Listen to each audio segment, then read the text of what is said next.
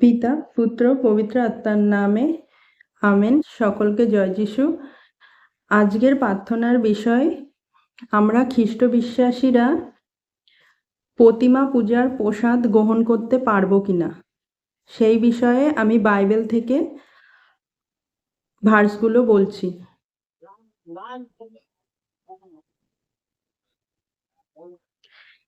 First করিন্থীয় 8 অধ্যায় 4 পদ থেকে পড়ছি। প্রতিমার কাছে উৎসর্গ করা খাদ্য খাওয়া প্রসঙ্গে আমরা তো জানি, প্রতিমা বলতে জগতে এমন কিচ্ছু নেই এবং এক ঈশ্বর ছাড়া দ্বিতীয় কোনো ঈশ্বর নেই। কেননা স্বর্গে বা পৃথিবীতে যাদের দেবতা বলা হয় এমন কতগুলি যদিও থাকে, আর আসলে বহু দেবতা ও বহু প্রভু আছে, তবু আমাদের জন্য মাত্র একজনই ঈশ্বর আছেন। তিনি সেই পিতা, যার কাছ থেকে সমস্ত কিছু আগত ও আমরা যার জন্য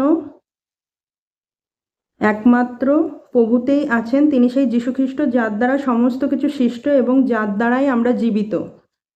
তবু তেমন জ্ঞান সকলের নেই, কিন্তু অনেক লোক আছে যারা কিছুদিন আগে পর্যন্ত প্রতিমা পূজা করতে অভ্যস্ত ছিল, বিধায় প্রতিমার কাছে উৎসর্গ করা খাদ্যকে প্রসাদ বলে গ্রহণ করত।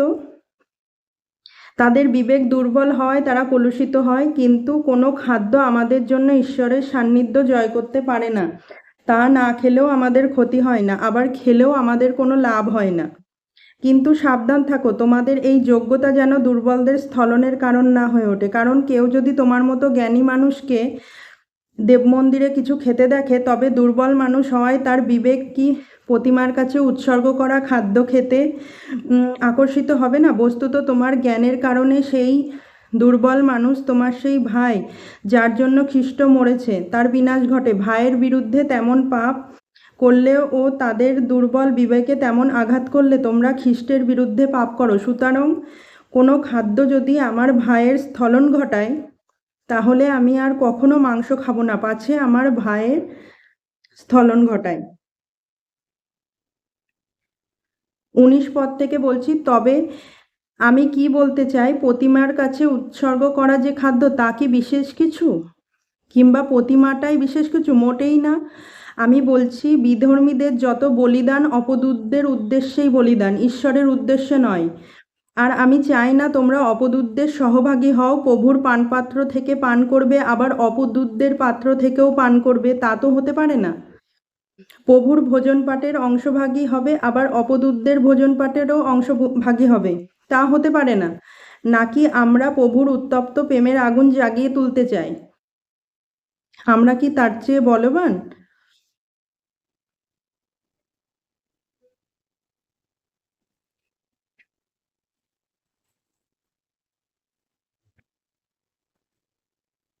নেক্সট বলছি,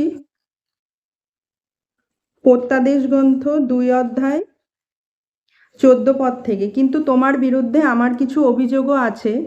তোমার এখানে বালায়ামের শিক্ষাপন্থী কয়েকজন তোমার আছে। সেই বালায়াম তো বালককে ইসরায়েল সন্তানদের পথে বাধা ফেলে রাখতে শেখায়, যেন তারা প্রতিমার কাছে উৎসর্গ করা খাদ্য গ্রহণ করায় ব্যভিচার করে। তেমনি তোমার ওখানে কয়েকজন আছে যারা নিকোলাসপন্থীদের শিক্ষা সমর্থন করে। তাই মন পরিবর্তন করো, নাহলে আমি শীঘ্রই তোমার কাছে আসব এবং আমার মুখের খড়গ দ্বারা তাদের আক্রমণ করব। যার কান আছে সে শুনুক। আত্মা মণ্ডলীগুলোকে কি বলছেন, যে বিজয়ী তাকে আমি গুপ্ত একটা মান্না দেব, একটা সাদা পাথরে দেব, যার উপরে নতুন এক নাম লেখা আছে, এমন নাম যা কেউ জানে না, সেই মাত্র জানে নামটিকে যে গ্রহণ করে। 20 পদ থেকে পড়ছি, প্রত্যাদেশ 2 অধ্যায় 20 পদ। কিন্তু তোমার বিরুদ্ধে আমার এই অভিযোগ আছে, জেসাবেল নামে যে নারী নিজেকে নবী বলে দাবি করে, তাকে তুমি থাকতে দিয়েছ, আর সে প্রতিমার কাছে উৎসর্গ করা খাদ্য গ্রহণ করায় ব্যভিচার করতে শিখিয়ে আমাদের দাসদের ভোলাচ্ছে। আমি তাকে মন পরিবর্তন করার জন্য সময় দিয়েছি, কিন্তু সে মন পরিবর্তন না করে ব্যভিচার করে চলেছে। দেখো, আমি তাকে রোগশয্যায় ফেলে দিচ্ছি, আর তার সঙ্গে যারা ব্যভিচার করে তারা যদি তার শেখানো কর্মের ব্যাপারে মন পরিবর্তন না করে, তবে তাদের মহাক্লেশের মধ্যে আমি ফেলে দেব।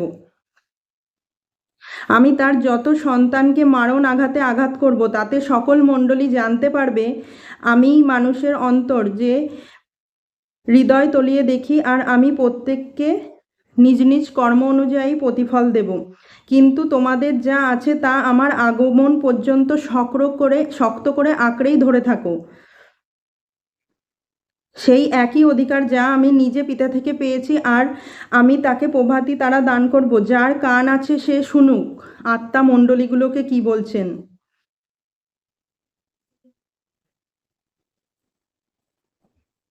নেক্সট বলছি যাত্রা পুস্তক 34 অধ্যায় 15 পদ। সেই দেশের অধিবাসীদের সঙ্গে সন্ধি স্থাপন করবে না, নইলে তারা তখন তাদের দেবতাদের অনুগমনে ব্যভিচার করবে ও তাদের দেবতাদের কাছে বলি দেবে। তখন তোমাকে ডাকবে আর তুমি প্রসাদ খাবে। আর তাদের ছেলে মেয়েদের যদি তুমি বধূরূপে নাও, তাহলে তারা তখন তাদের দেবতাদের অনুগমনে ব্যভিচার করবে। তখন তোমাদের ছেলেদেরও তাদের দেবতাদের অনুগামী করে ব্যভিচার করাবে। তুমি নিজের জন্য ছাঁচে ঢালাই করা কোনো দেবতা তৈরি করবে না। নেক্সট গণনা পুস্তক থেকে বলছি 25 অধ্যায় 1 পদ। ইসরায়েল সিত্তিমে বসতি করলো, আর লোকেরা মোয়াবীয় মেয়েদের সঙ্গে অবৈধভাবে আচরণ করতে শুরু করলো। সেই মেয়েরা জনগণকে তাদের দেবতাদের উদ্দেশ্যে উৎসর্গীকৃত বলিদানে নিমন্ত্রণ করলো, আর লোকেরা প্রসাদ গ্রহণ করলো ও তাদের দেবতার সামনে প্রণিপাত করলো।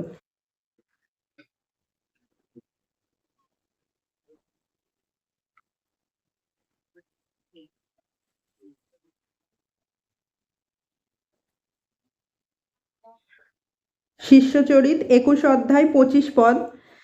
কিন্তু যে বিজাতীয়রা বিশ্বাসী হয়েছে, আমার সিদ্ধান্ত নিয়ে তাদের কাছে আগে লিখে জানিয়েছে, যেন প্রতিমার প্রসাদ, রক্ত আহার, গলা টিপে মারা পশুর মাংস আহার এবং অবৈধ যৌন সম্পর্ক থেকে বিরত থাকে।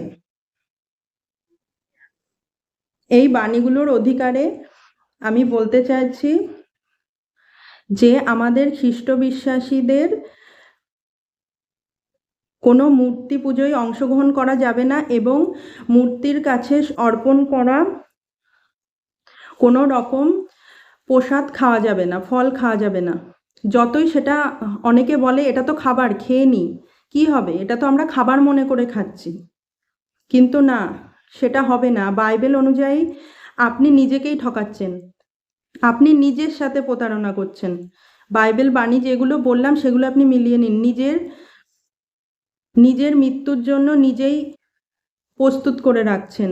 কারণ শেষ দিনে যখন ঈশ্বর জীবন পুস্তক খুলবেন, তখন আপনার সমস্ত পাপের বিচার হবে, সমস্ত কিছু ধরা পড়ে যাবে। আপনি কি করেছেন, কার সাথে ব্যভিচার করেছেন, কার সাথে কি করেছেন, সমস্ত কিছু ওই জীবন পুস্তকে লেখা আছে। তখন শেষ দিনে আপনাকে সেই ভয়াবহ নরকের রথ থেকে কেউ বাঁচাতে পারবে না। যদি এখনই আপনি নিজেকে বাইবেল পড়ে ভালো মতোভাবে নিজেকে প্রস্তুত করে নেন, তাহলে ঈশ্বর আপনাকে ক্ষমা করবে। কারণ আমার ঈশ্বর পরম দয়াময় ঈশ্বর, যে কিনা একবার গুরুতর পাপ করে এসেও ক্ষমা প্রার্থনা করলে তিনি ক্ষমা করে দেন। একবার চোখের জলে নীল ডাউন হয়ে প্রেয়ার করে দেখুন আপনি, একবার, সে আপনার পাপ যত গভীরই হোক, আপনাকে উনি ক্ষমা করে দেবেন। এত দয়াময় আমাদের ঈশ্বর, তার দ্বারা কোনো কিছু অসম্ভব নেই।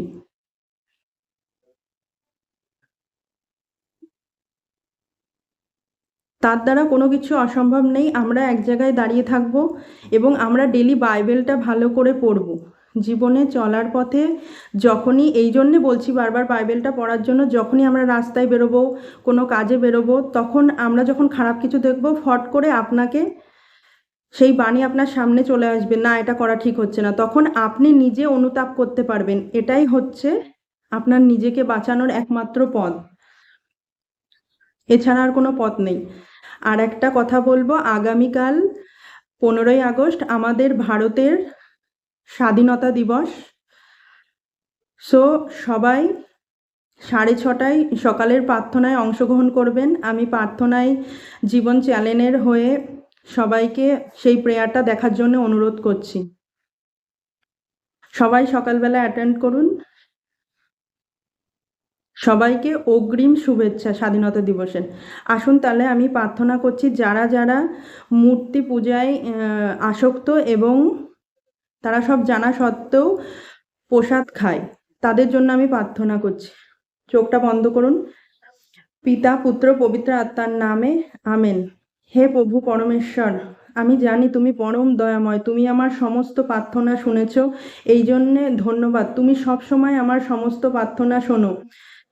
এই প্রার্থনাও তুমি শোনো যারা এই ভুল পথে চালিত হচ্ছে, যে তারা জানা সত্ত্বেও এইগুলোতে অংশগ্রহণ করছে, নিজেদের জীবনকে বিপদে ফেলছে, তাদের জন্য আমি প্রার্থনা করছি।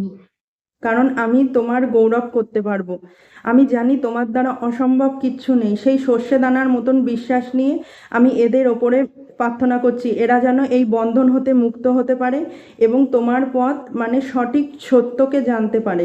কারণ মানুষ সত্যের পথ জানা সত্ত্বেও সত্যকে না আপন করে মিথ্যেকে বেশি আপন করেছে। আমি চাই এরা যেন সত্যকে আপন করতে পারে। পিতা পুত্র পবিত্র আত্মার নামে আমেন। সকলকে জয় যিশু। Hallelujah, hallelujah.